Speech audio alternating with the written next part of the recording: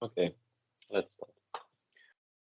So, mm, can you see the presentation?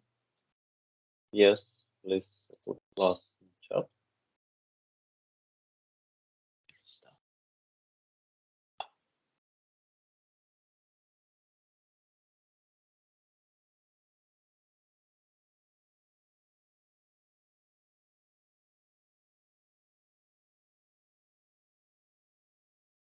Mm, uh-huh. So that is plus. Let's see where is dot, whether it's plus or not. Well, it's actually plus. I don't know why it's like very simple. Okay, like square dot. I see.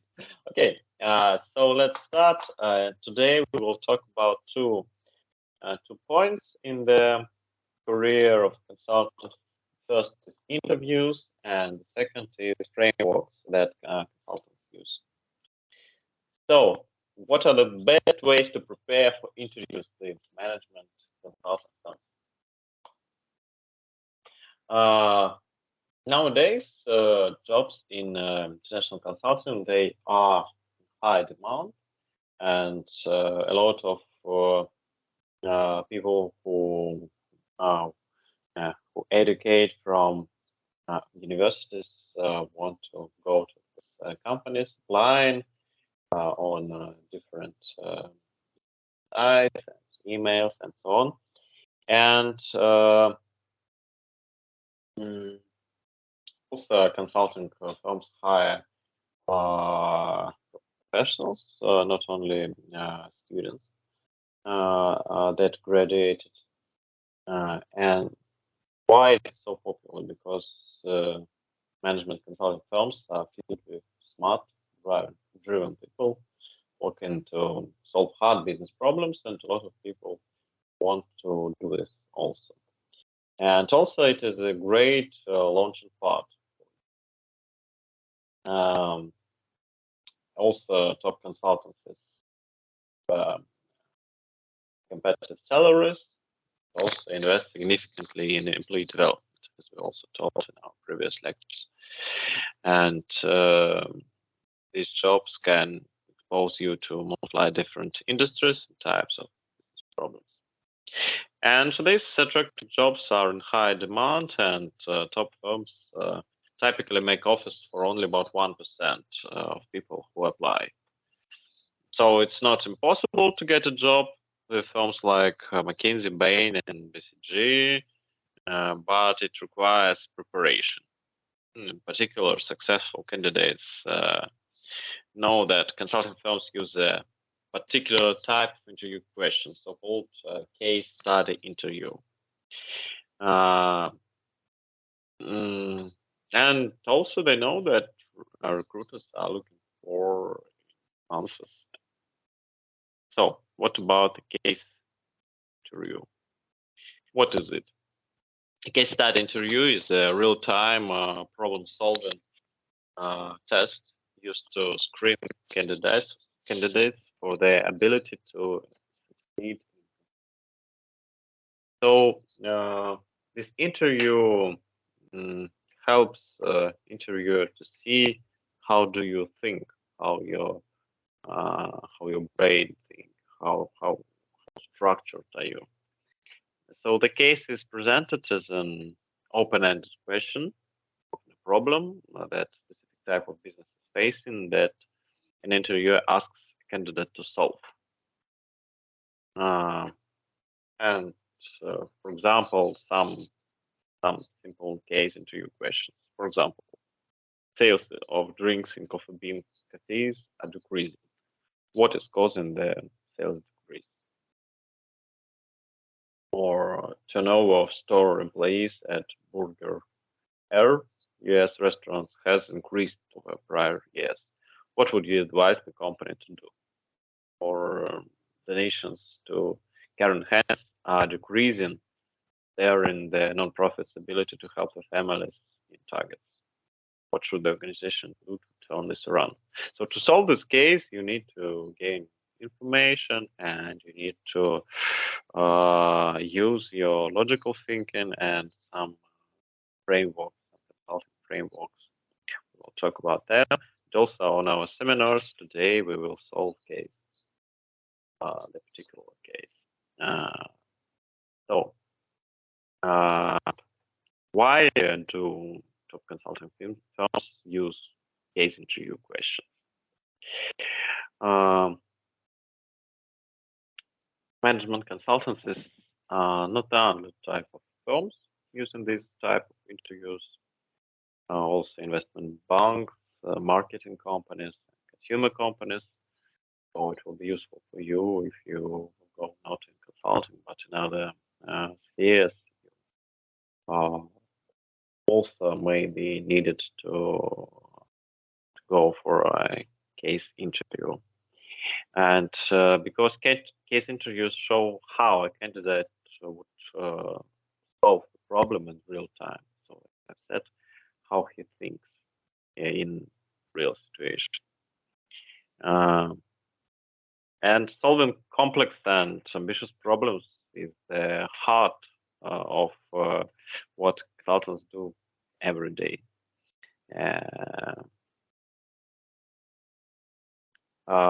This type of interview question mimics or shows the analytic process of a consultant might do through in a 3-month project, but it does in 30 minutes.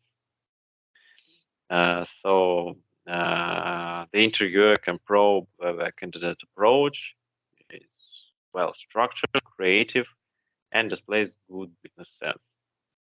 So that ratings that are the main points on which interviewer watch. So here you can see 4 priorities about how to evaluate candidates. So, for example, is this person able to do this job? Or do they have analytic skills to solve tough business? Is this person client ready? Are they knowledgeable, professional, and confident enough to work efficiently with client staff and leaders? So, type of your confidence, of how your speech, and so on, your communication skills. The third is this someone I'd want to work with? Very interesting point. This interview question is sometimes referred to as the airport test. It comes down to, would I want to be stuck in an airport with this person if the weather was bad and our flight was delayed? It assesses whether an individual is smart, fun, and passionate about the project they take on. So it's about the energetic, about your empathy, about your style of communication, about your intent, about your mood, and so on. And I think it's rather important point. And also when I talk with candidates, it's a very important point. So 1 second, I see whether I should apply other students in our room. So if you have some questions, you also can write them down in the chat or other comments. Okay, so let's go on. The fourth is this person coachable? So no one expects a recruiter to know the answer to every thorny business issue right out of undergrad or even right out of business school, but they do want someone who is willing and able to take suggestions. So it's also an important point for you when you go to an interview.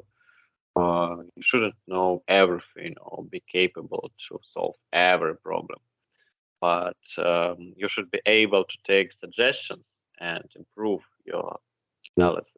So that's the key point. Show you are coachable by listening for feedback as you answer a case study into your question and using suggestions to steer you toward the right solution. So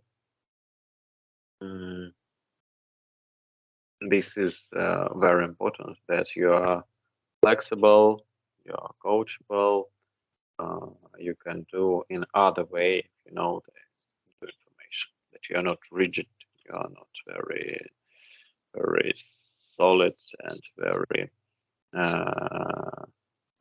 narrow in your mind.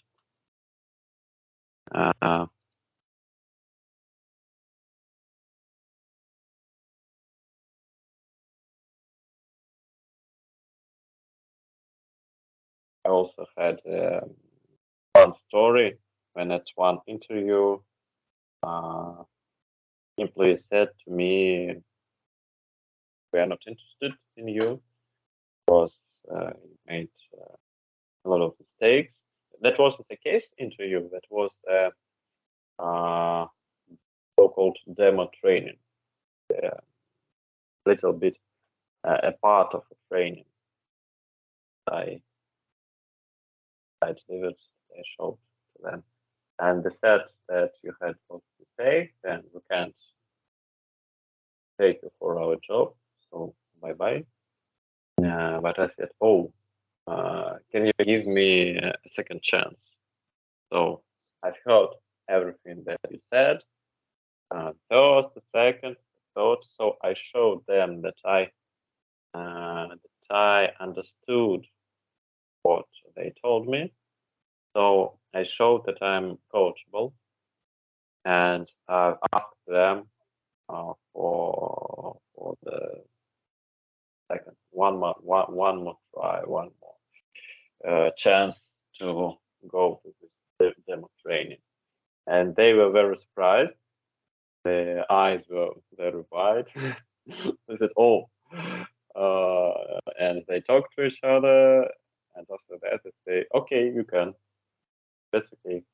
Come another time."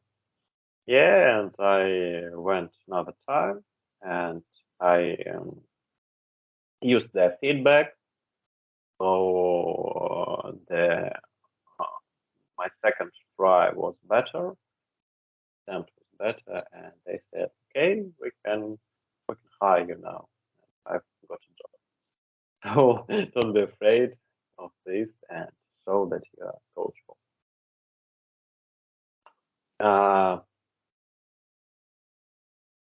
So that's also the important thought, that takes time. Preparation takes time, so start early. And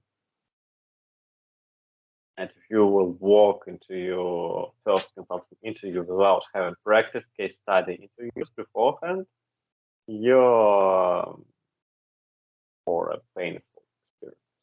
Case questions can cover any industry and multiply different types of business problems, so you're unlikely to get lucky and know the answer, which suggests you to start your consulting case prep a few weeks before your interview.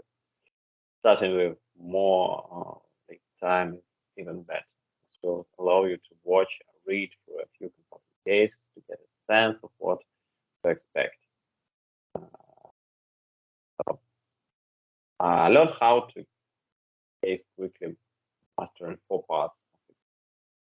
First, understand the question you are being asked. Second, take time to think through all the key aspects of the problem.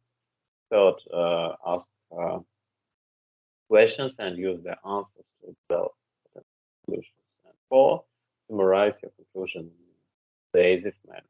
Very confident. So step 1, understand the question you are being asked.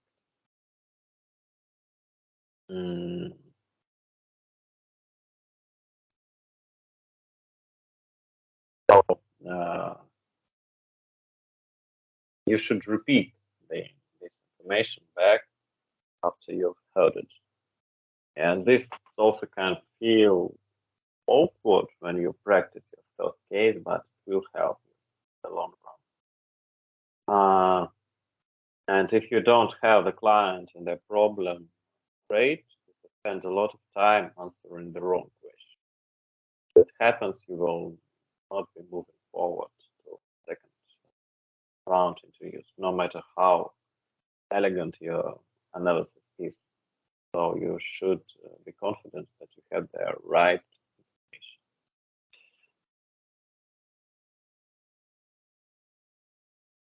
So, second step, take time to think through all the key aspects of the problem. So, for instance, in the example of fast food chain with declining sales, you should break sales down into price and volume to understand whether the client is not selling enough units of product, so the prices have fallen. But you don't need to use familiar frameworks and factors. In fact, it's the best to develop your own structure for breaking down the problem. It shows you can solve a case without forcing a standard framework on the problem. Also. Third step, ask questions and use information from the interviewer to form hypotheses about the problem and explore potential options. So after your brainstorm, key aspects of this problem is structure, approach of solving it, share your approach with your interviewer. The interviewer suggests the place to start your analysis, follow there. Otherwise, suggest the best place to start digging into the case. Therefore, summarize your case into your conclusion in a persuasive manner. Once you are confident you have enough information to understand the case and what needs to be done, solve the client's business problem, you conclude to interview with a logical summary outlining the problem, the conclusions you've reached, and providing a persuasive recommendation on how you'd help the client to resolve it. Below will go into more depth. So, questions you should ask yourself before diving deeper into case interview preparation and career consulting. Rather important. Do you enjoy solving the types of business problems after case interviews? Because it will be your work, your future job in career and consulting company. Do you have a background in business principles, or you're willing to invest time it will take to develop one? Are you passionate about pursuing consulting as a career? Yeah. So right now you may be thinking to yourself, consulting interviews sound possibly difficult, or you may think they sound like interesting business problems that you enjoy solving.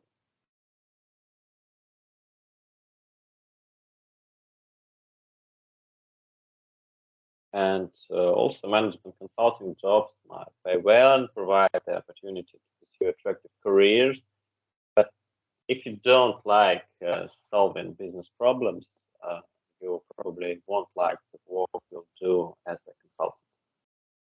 If you don't enjoy analyzing business cases, save yourself a lot of preparation time and focus on career options that better meet your interests. Or perhaps solving business problems with smart driving professional science like it's your dream job. So move on to a deeper dive into case interview.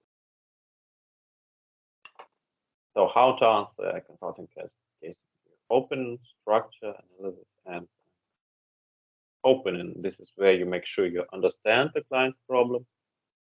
Structure is where you brainstorm all factors relevant to the problem, organize them to ensure you address them in a complete and logical manner. Analysis. This is where you gather data to identify which of the factors related to the business case are the most important. You use this data to create a recommendation for the client. So also that you've done on previous analysis. In conclusion, also here you present your recommendations to the client. The interview is well structured and very confident. So part one, the opening. So you should understand the client's context, you should verify the client's objective and ask clarifying questions. In this part, we have a video. I want to show it to you. So one second. I'll open another application and also check people where we should apply them. Yeah.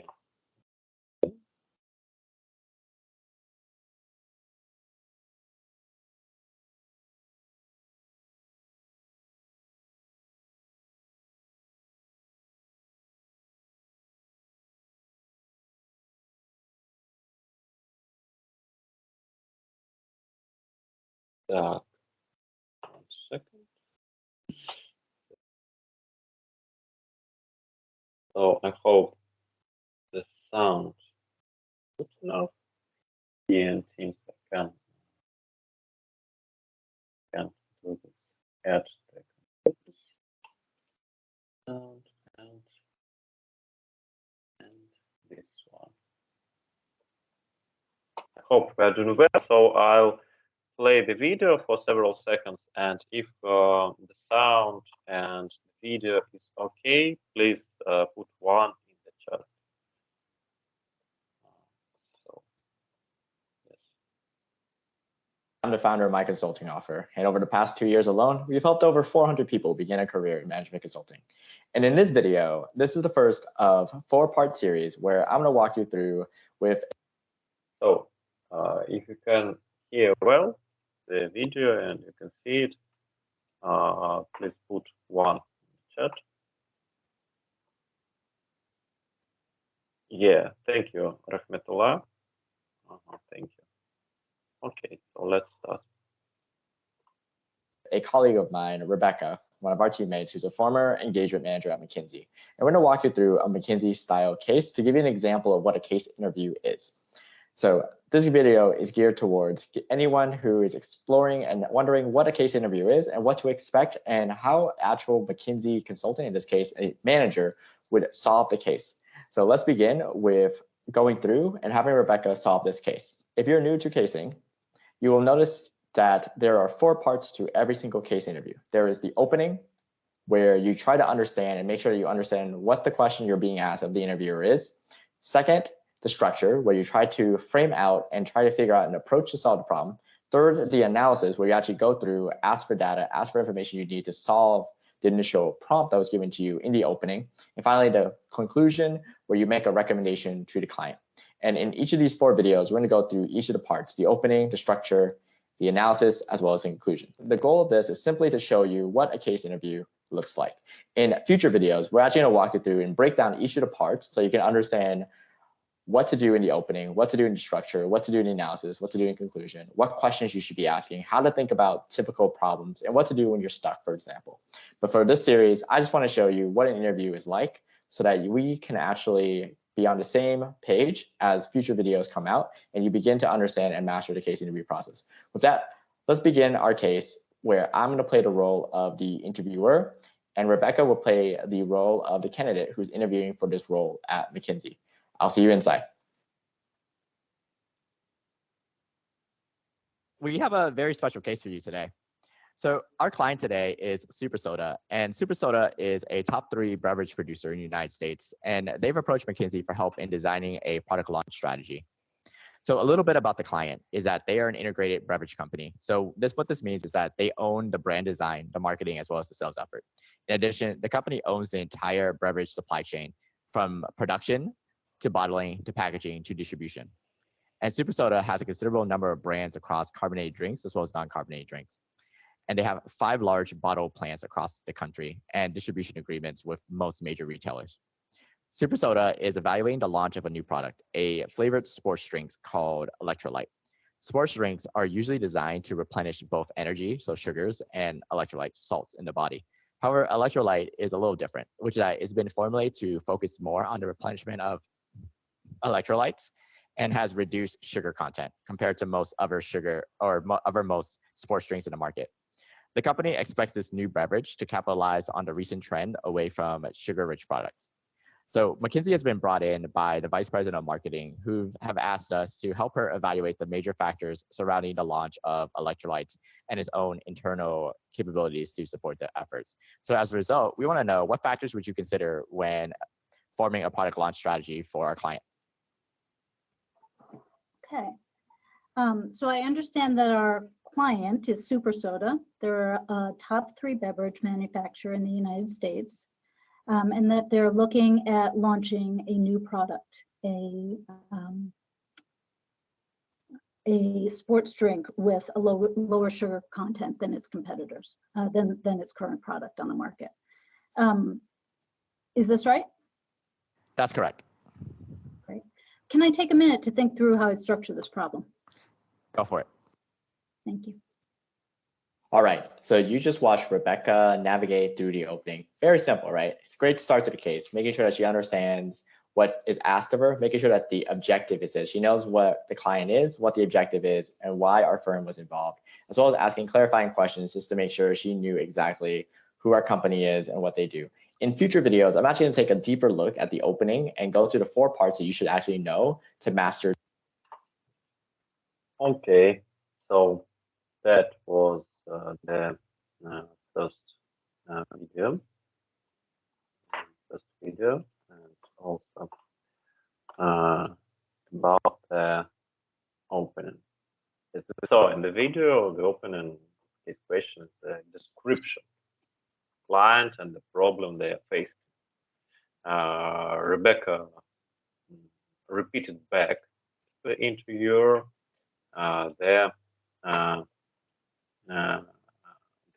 the type of business the client was in and their business problem. Remember, this clarification is an important step in the process. And if you didn't remember that the client was a top 3 beverage producer and answered the question as if the client was a startup, your answer would ignore the manufacturing and distribution infrastructure the company already had in place to launch a new product. That would make your answer completely wrong.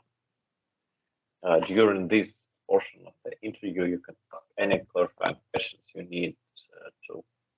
Something is not clear, the client's product or industry or the problem they want to solve, ask.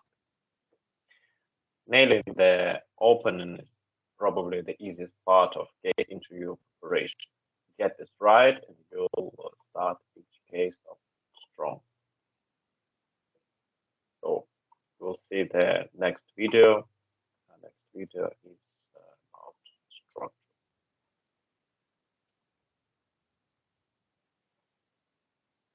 If you have some questions, you're also free to write down in the chat. And now we go to the next video. Second.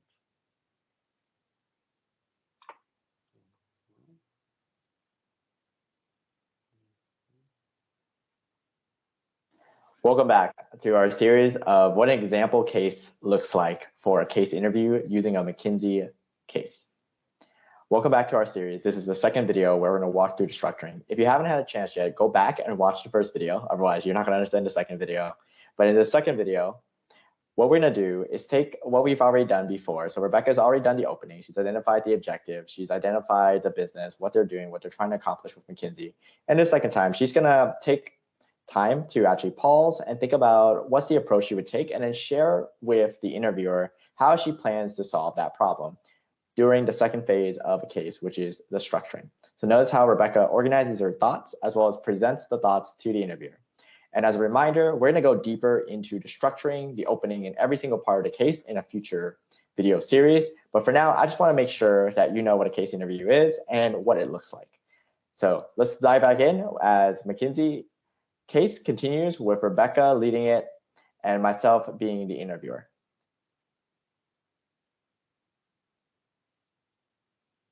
Okay, I think I want to look at both internal factors and external factors. So on internal factors, things relating to Super Soda, I'd want to take a look first at whether this new product, electrolyte, could turn a profit.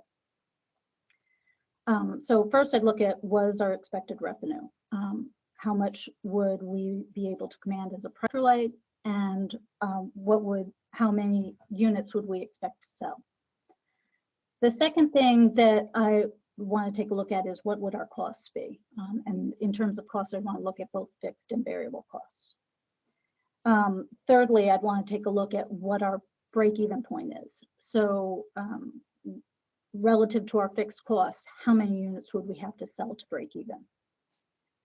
The other internal factor that I'd want to take a look at is whether SuperSoda has the capabilities to launch Electrolyte effectively. I'd want to take a look at marketing capabilities, so whether we could get the word out on Electrolyte and attract consumers to the product. Production capabilities, could we make it and get it out to, could we make it and get it out to geographically all over the country? And in terms of distribution channels, would we be able to access the right distribution channels and be able to get it onto the shelf? In terms of external market factors, I'd also like to take a look at two things.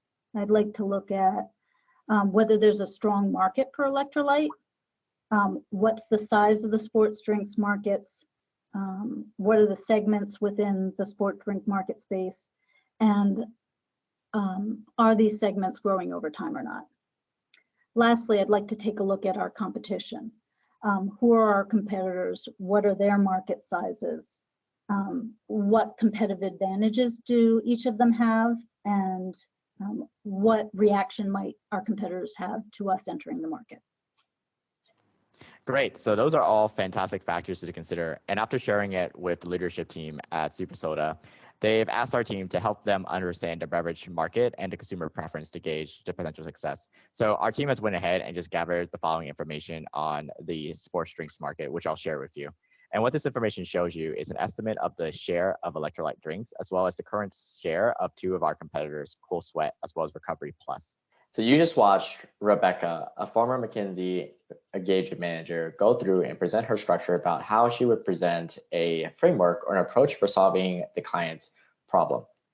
Now that she's laid out the framework, we begin the third part of our case, which is the analysis. So we've gotten to the opening where we understand what exactly the client's looking for. We've done the structuring, which is when the consultant will present how they're thinking about solving a problem. And then the analysis is when they actually start to begin to solve the problem. So in a real life case, and I'll explain this in a later series as well, is that the opening is, imagine two people meeting together, one from the firm, let's say McKinsey, and the other from the client, in this case, SuperSoda. They meet, talk about the problem. And the structure is when the McKinsey will come through, figure out an approach for how they're thinking about solving the issue and answering SuperSoda's prompt. And then finally, the third part, which we'll watch in the next video, is when they finally work together to solve the problem and make a recommendation. So in the next video, video 3 of this series. Yeah, okay, so you've seen how Rebecca structured all the information. So once she clarified the problem, she asked for a moment to prepare for your response.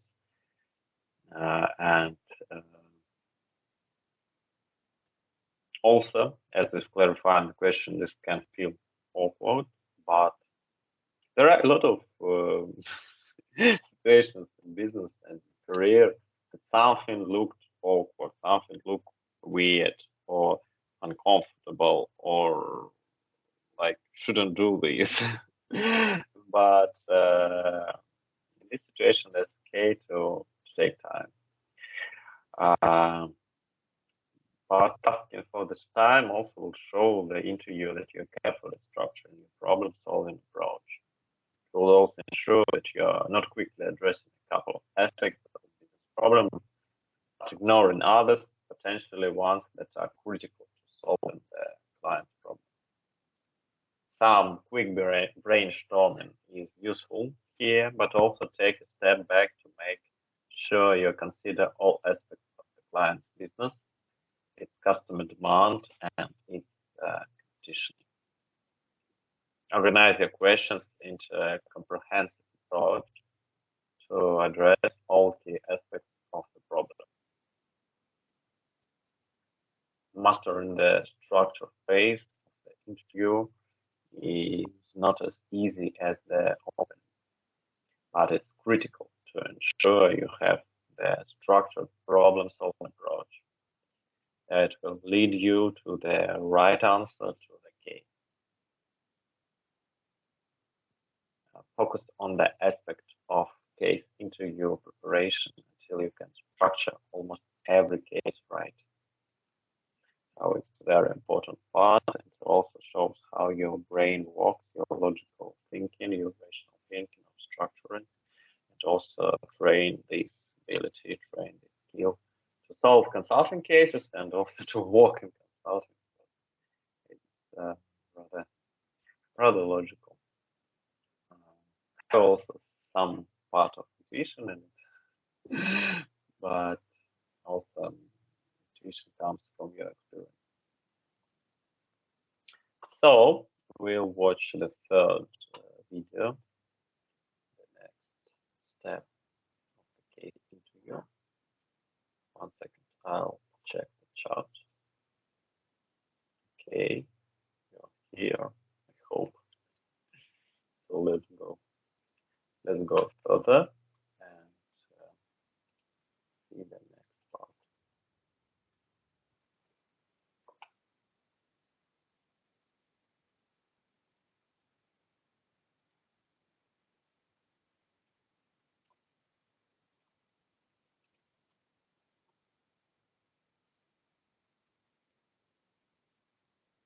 Welcome back to our series of what an example case looks like for a case interview using a McKinsey case. Welcome back to our series. This is the second video where we're going to walk through the structuring. If you haven't had a chance yet, go back and watch the first video. Otherwise, you're not going to understand the second video. But in the second video, what we're going to... Oh, sorry. That's the second video, but not the third one. Sorry.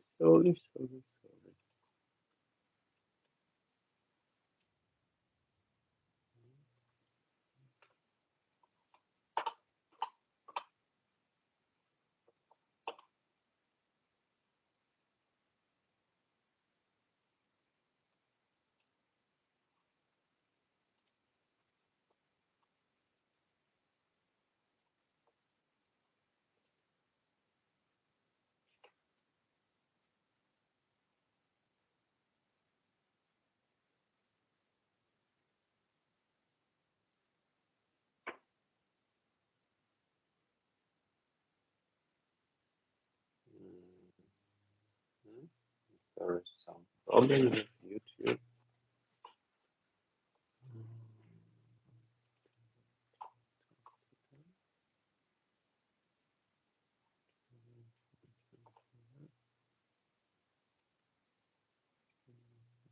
Welcome to the third video in our 4-part series to explain what a case interview is. So in this video, we're going to take what we've done in the prior 2 videos. So if you haven't seen the prior 2 videos, take the time to watch them, a couple minutes to gain context about what you need to do. So the goal of this series, as you remember, is to teach you what a case interview looks like before in future more advanced series, we're actually going to go down and explain each of the parts of the case. But to begin with, we've already understood what the client's trying to do in the opening in the first video. In the second, we structured a problem so that our interviewee, in this case, a former McKinsey engagement manager, is able to structure an approach so that she's able to solve the problem. And now in this third part of the video, she's actually going to go and analyze the problem and work towards a solution with the interviewer, myself, in order to reach our final conclusion for the client in video 4. So let's begin with understanding the analysis and seeing what an analysis portion looks like in an actual case interview. So you'll see some math being asked, you'll see this being asked to interpret, as well as some brainstorming of ideas in order to get our client to where they need to be. So you'll see all that in the analysis, and we're going to see a little bit of it, each of those, in the case interview example following ahead. I'll see you inside.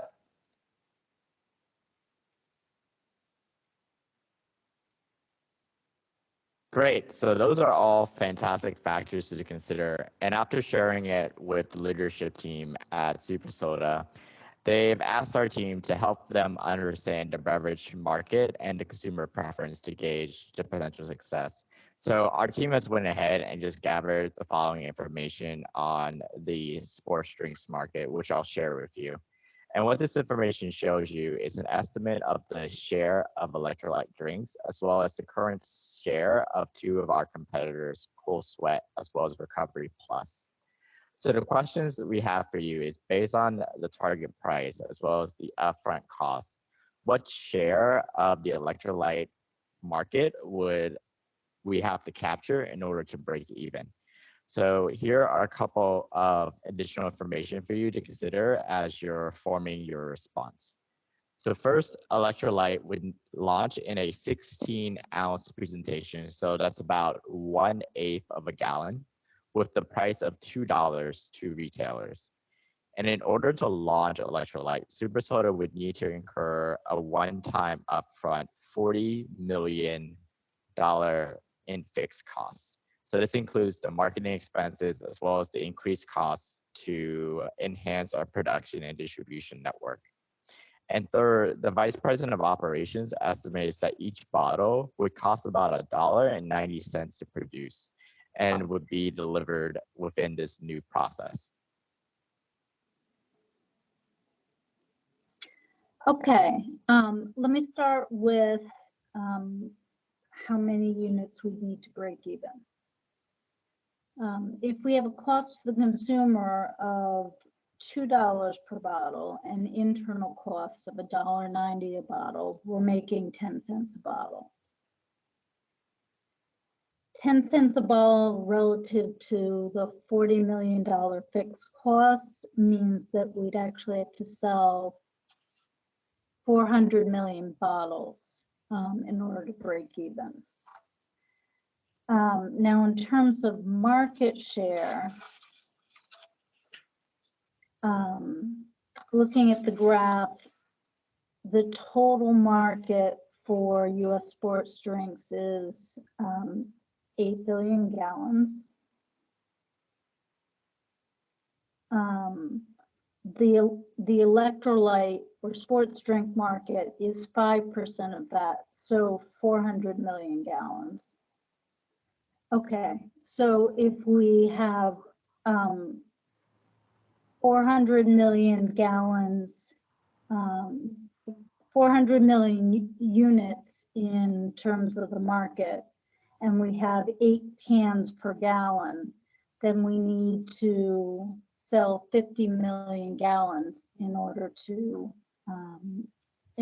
break even.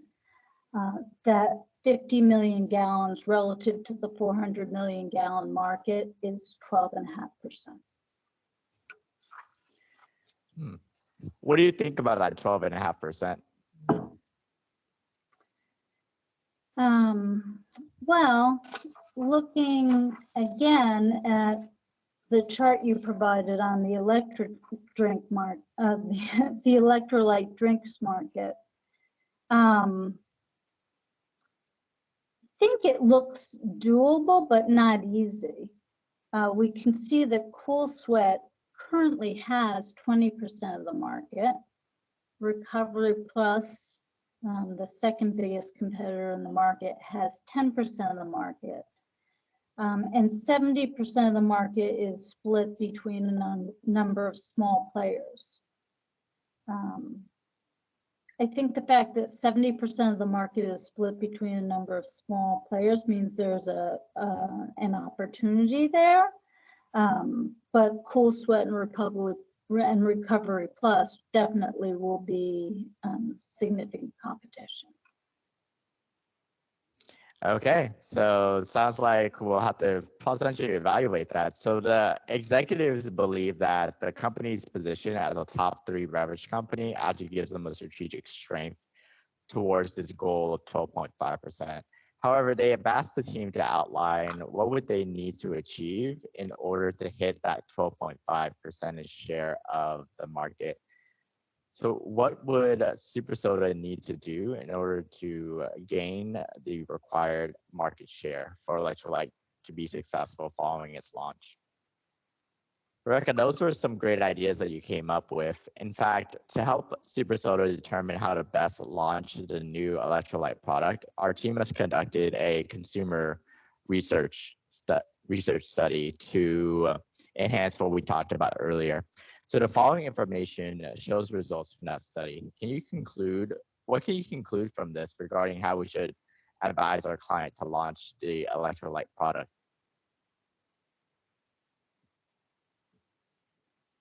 Okay, this is some interesting information to work with. So in your first graph, I see that there are 3 different segments to the sports drink market: the leisure drink segment, the health and natural drink segment, and the energy replenishing drink segment. We can see from the chart that Cool Sweat already has a substantial portion of the leisure drink segment of the market. They're at 50% right now. So it would be a little bit tough to break into that part of the market.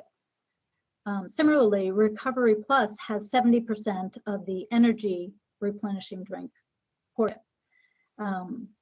However, the healthy natural drink segment of the market looks a bit more open. 70% of that portion of the market is being fulfilled by, quote unquote, other competitors, so smaller firms.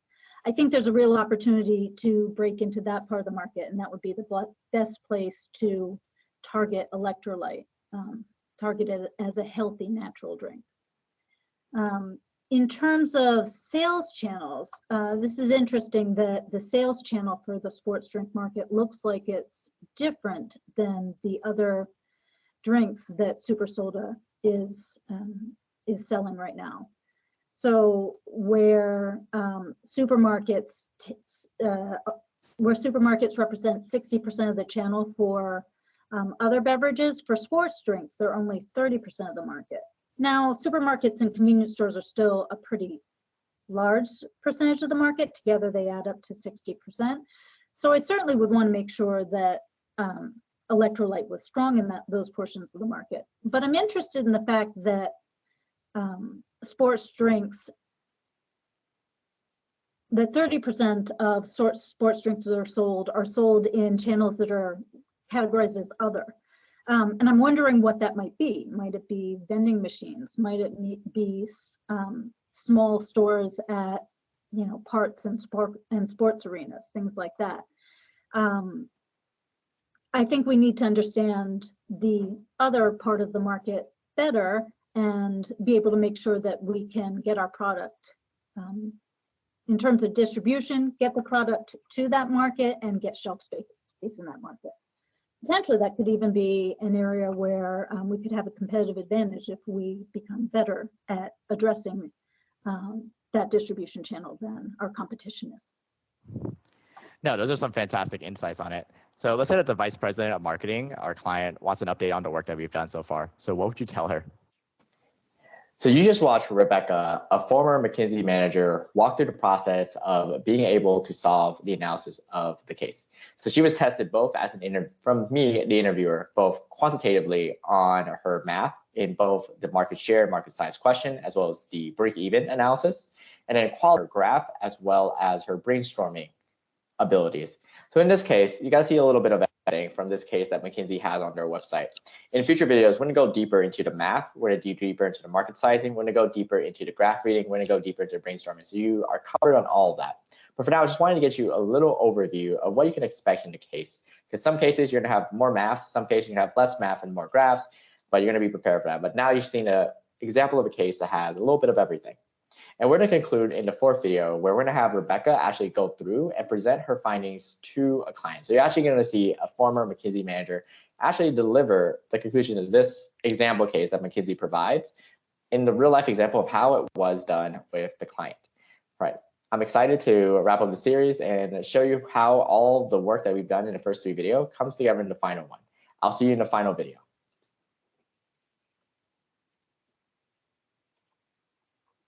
Yeah, cool. So after Rebecca outlines the problem-solving approach, the interviewer told her that the client wanted to understand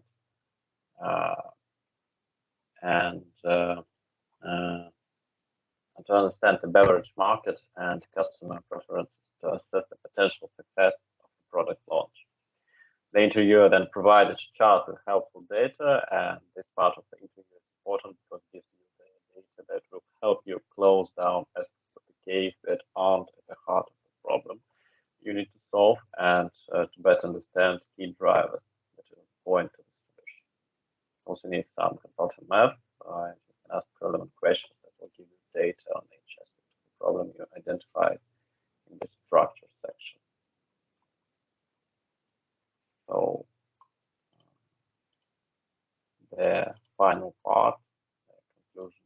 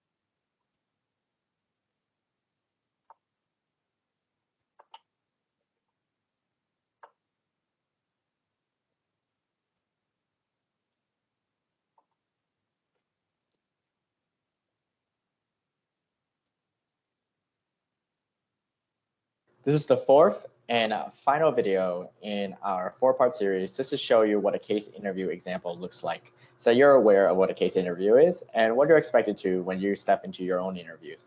In this 4th part, which is the conclusion, we've went ahead and wrapped up the case. So in the first 3 videos, if you haven't seen those yet, please watch those before you watch this, otherwise you're not going to understand what's going on here. In the first video, we understood what the client's needs were. In the second video, we structured out the problem. In the third video, we analyzed the problem and reached a final conclusion about what we think the client should do. And in the 4th and final part of the case interview, you're asked by your interviewer to present to the imaginary client, assuming that this was the wrap up of the case. And this is what exactly Rebecca, our McKinsey manager, does in this video. So let's see what she does and how she wraps up the conclusion. As I mentioned, in future series, we're actually going to break down the parts of the conclusion so you can actually know how to perform a perfect conclusion. But for now, I just wanted you to see what a conclusion looks like. So let's say that the vice president of marketing, our client, wants an update on the work that we've done so far. So what would you tell her?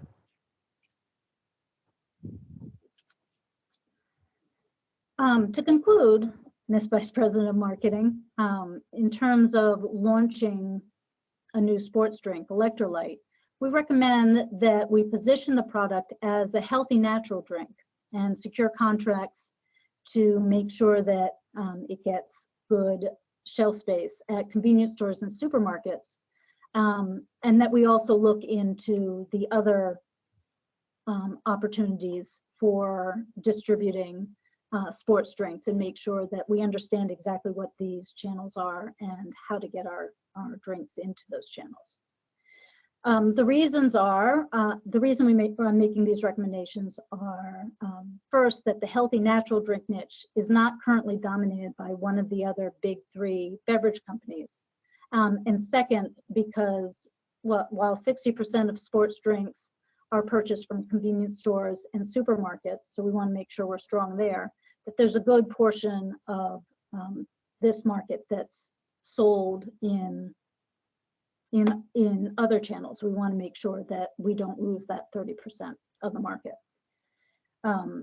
There is some risk into entering the sports drink market. The risk is that we have to make a 12.5%, we have to capture a 12.5% market share in order to break even.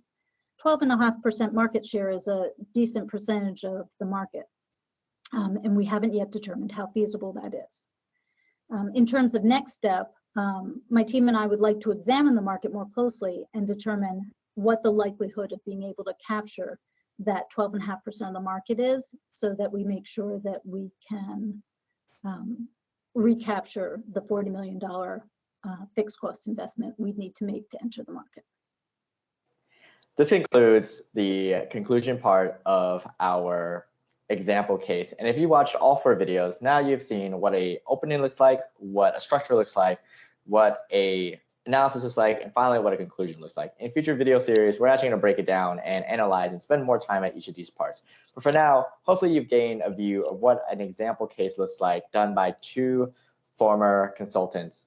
And hopefully you feel a little bit more confident about what you're going to do, or if you feel overwhelmed, don't worry. We have plenty of videos, plenty of resources, plenty of free training to begin your process to mastering the case interview process. So I'm excited to see you in future videos, but want to thank you for taking the time to want to understand what a case interview is, and I'll see you in the next video.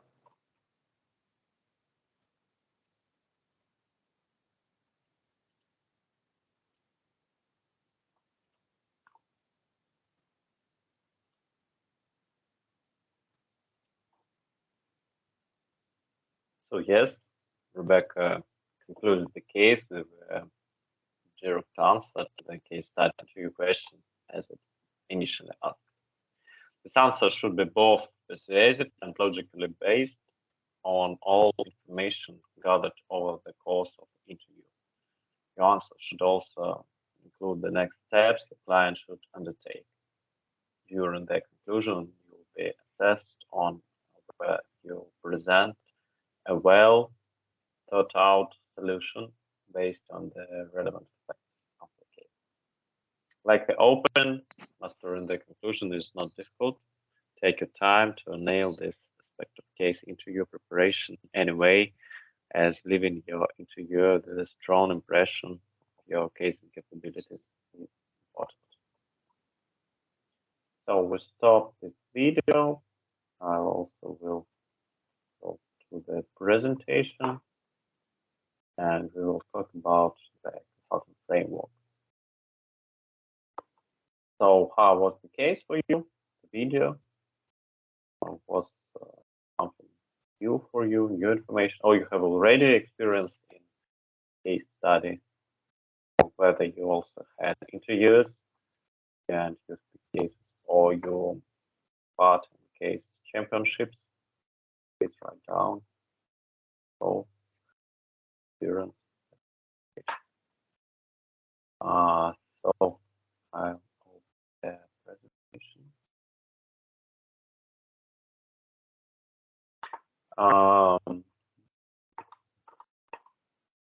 Okay.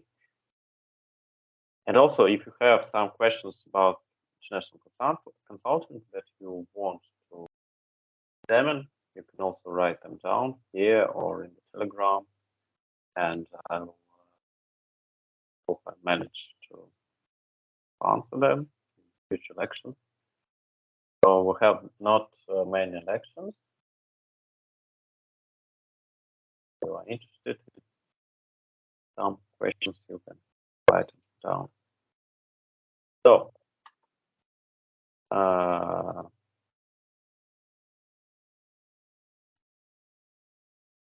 practically we have 4 formats of case interviews: candidate-led, interviewer-led, written interview, and group interview. Candidate-led is the most typical case study interview format. Candidate is given an open-ended business problem to solve by an interview. The candidate will break down the question into key parts and decide which part to solve. The interviewer is looking to see that you know how, but analysis of this case format is typically used at firms like Bain, BCG, and Oliver Wyman. Interviewer-led. In this case, interview format, the candidate will still be expected to identify and structure the key elements of a business issue. Then present them to the interviewer, but after they do, the interviewer will direct them to first address a particular aspect of the case. This interview format is typically used in McKinsey cases. Written interview. This is not a so interview-led, as you've seen in the video. That was written interview. This is not a common interview format, but can be common for particular companies and offices. You'll be given a packet of PowerPoint slides and time to review. During this time, you'll prepare a presentation using the slides you choose from the ones provided, as well as others you create. You'll then present to a panel of interviewers. Written interviews are frequently used by boutique consulting firms and regional offices of larger firms such as Bain's China offices. For more group interview. Also, group interview format when multiple candidates are brought in to discuss a case together and then present their solution to an interviewer. Group case is also not frequently used. So let's talk about frameworks. We have practically 20 minutes to talk about them. I'm sure that you know a lot of frameworks and also you can use them as you've shown on the previous seminars. For example, you use SWOT analysis. And so there is a lot of information in the internet. You can examine it to upgrade your skills in this part and your knowledge, your skills in using this framework and your knowledge of this framework. And we will talk a little bit in this part of the lecture about framework. And also there is plenty of them. For example, if you use Miro, you can go for this application and open framework. There are a lot of frameworks. And there are a lot of modern startup frameworks, for example, Lean Canvas model, Pirate Funnel, and so on. And OKR, yes, instead of KPI, and a lot of frameworks, and we also use them in our projects. For example, tomorrow we will use OKR for planning key tasks for our clients, especially in this time. So we have several projects that are very important for the company in this time to not only to come out from crisis and to be on the market and also to proceed to get better and take to enlarge its part of the market, not only in Russia but also internationally. One of the projects is opening up. So yeah, that's about frameworks. So there is plenty of them. We will talk about several common and can use them on the case interviews.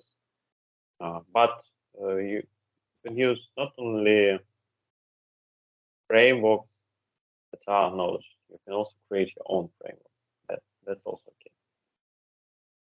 So why do you use like case interview framework? Consultant who has memorized a textbook solution fixing a business problem will know what to do when they see a client with that particular problem. So clients, even ones in the same industry, they are different. They might have different fixed and variable costs, sell to market segment with unique requirements, have a different management structure, or use a different technology for production process or manufacture their product. Sorry.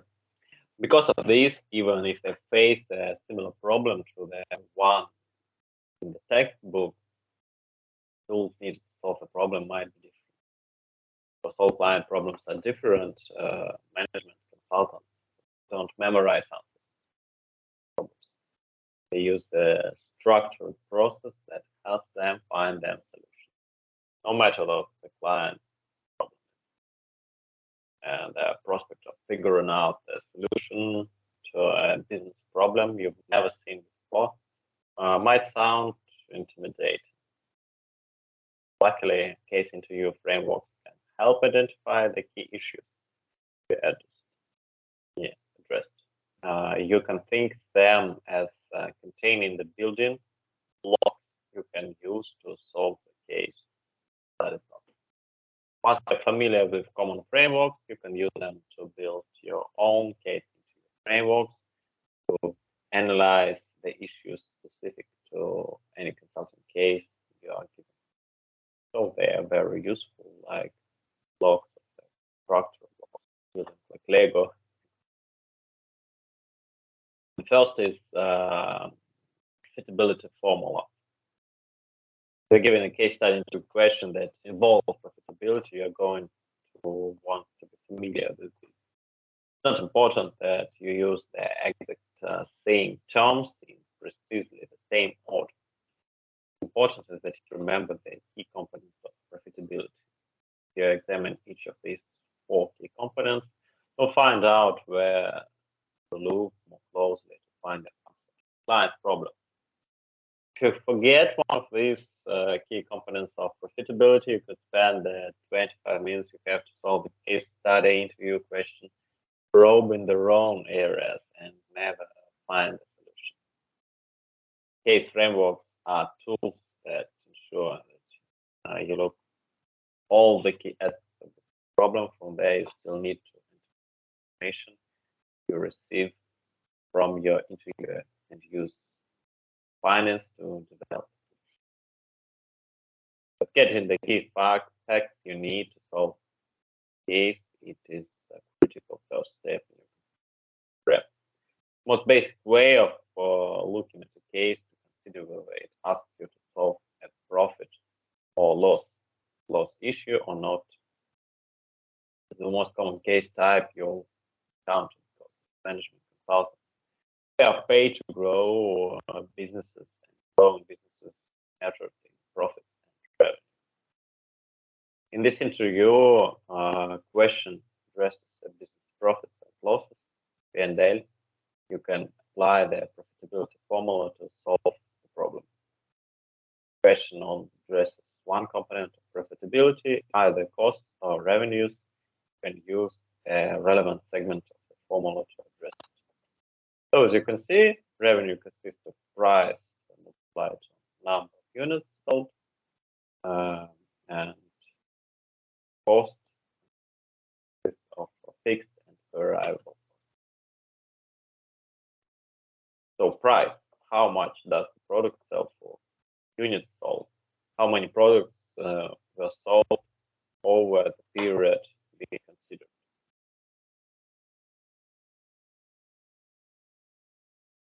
Fixed costs, costs that you incur just because you are in business, regardless of how many units you sell. Examples: factory rent, equipment depreciation, compensation for salaried employees, property taxes. A way to think about fixed costs is that a cost that doesn't change over the short term, even if your business experience increases the sales volume. And for example, in our country, entrepreneurs are paid to different social funds every year, so that's a fixed cost. It's not, no matter you have revenue and no matter how many units you sold, you should pay taxes. Variable costs, costs that only incur when you begin to produce units. If you sell nothing, you have no variable costs.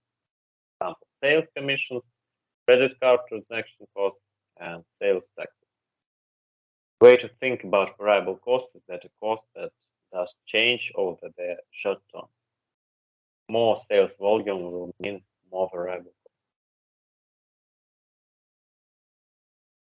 The first thing you want to do in profitability case study interview question is to understand which component of the profitability formula has the biggest impact on the client's bottom line over the time period you consider. Go through each of the 4 parts of the formula to figure that out.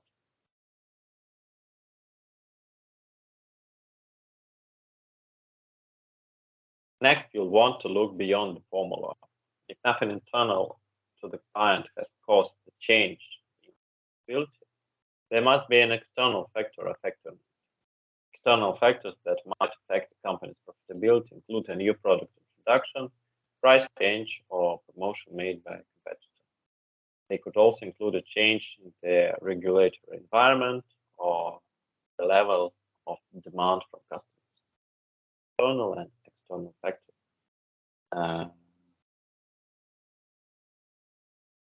This that we should think about in variable cost price.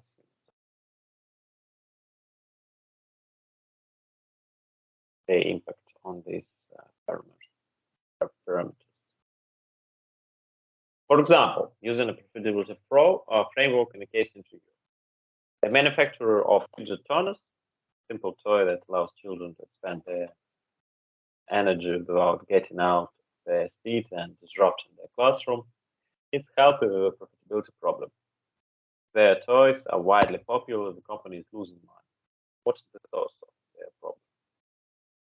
So, price. There have no been recent changes in the price the fidget tourner is sold for. Units sold. Demand on the product is rising substantially. So it's popular among children with attention deficit disorder. The market for fun toy has expanded to other children and even adults. Fixed cost. There have been no recent change in the company's fixed cost.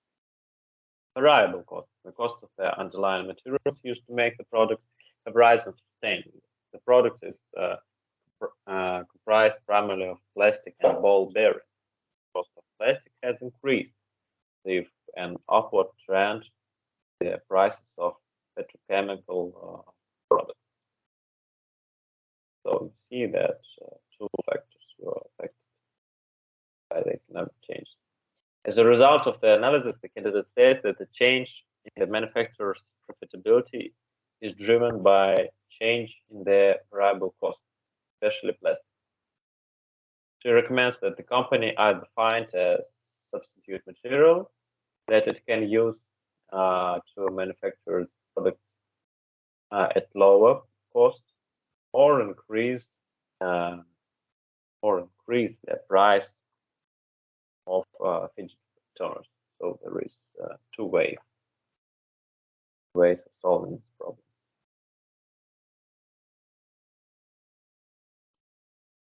Non-profit case framework. This case study interview question you're asked to answer doesn't focus on profitability or one of its components. Then you need a different approach to address. We call this a non-profit question. A non-profit question might have a charitable organization, an education institution, or a government agent as the client.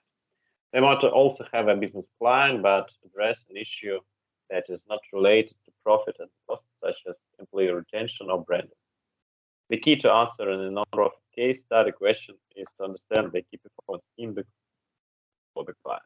For example, public school system might be trying to improve student scores on a statewide standardized test, or a government agency might be trying to increase the number of free lunches provided to children or families under a certain income threshold over the summer months. Or a fast food chain might be trying to reduce employee turnover.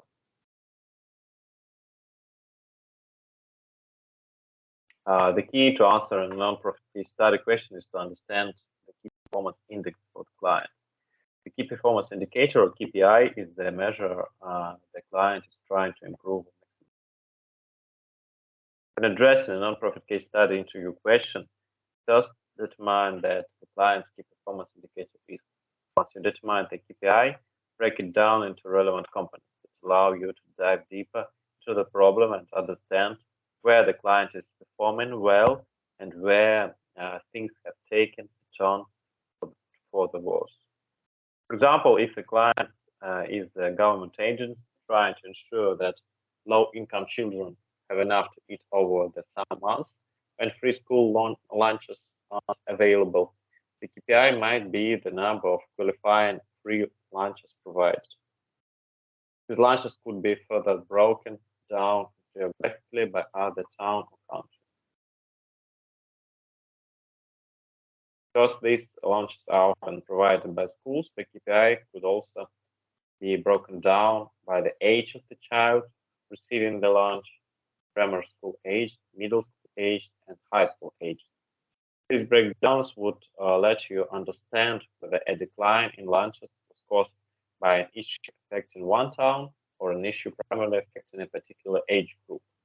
Or perhaps decline in 3 launches served was consistent across the entire program area and target population.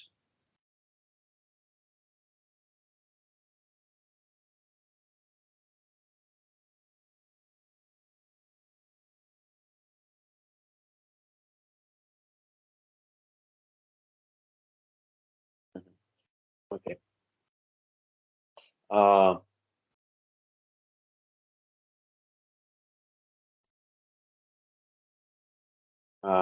As with a profitability case, you also want to consider both factors internal to your client and external factors that will affect your client's KPI.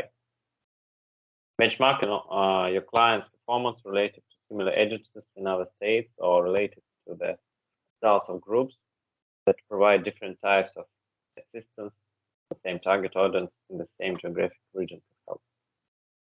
So we have several other frameworks, and now it's 10 minutes before 11, and we should finish our lecture. So I think I'll talk about them in the seminars, which will go schedule. Yes, talk about them in the seminars, and we will also have our case study. So let's have our break. As I said in the Telegram chat, we have a list of groups that was sent to me by administration, and I've sent it to Telegram. I've created 4 channels here in Teams. So the next seminar for group 1 will be in channel number 1. I'll open it. Practically, if you are not from this group, you can go to this channel, so it's open. But also have the list, so it's up to you. Thank you. I have some questions. Yeah, thank you. You also. Okay. So we'll stop here and go to Actually, I do have a couple of questions. In the beginning, they were talking about the analysis that they were doing, and we kind of just skipped over it. And the framework, you just you had like one slide with just 4 steps and the other one with like a bunch more, but you just skipped over it. So open instruction is much later. The one with the framework with BCG to X2 matrix, SWOT matrix, the 3 Cs and 4 Ps. Yes. Could you please open that slide, please? We have different frameworks, and had no time to. BCG to X2 matrix. I'll talk about these frameworks in the seminars. I'll have time in the seminars. I will talk about this framework. Yes. Yeah, but you had like a bigger list of more than 4 points on the framework. So it was the slide number 26. This? Yeah. Yeah, this is the list of frameworks in the presentation. Not only them, but also I've added action plan. And there is plenty of frameworks that you can use. I think in other lectures we will talk about others also. As you remember, we talked about some frameworks in the history of consulting.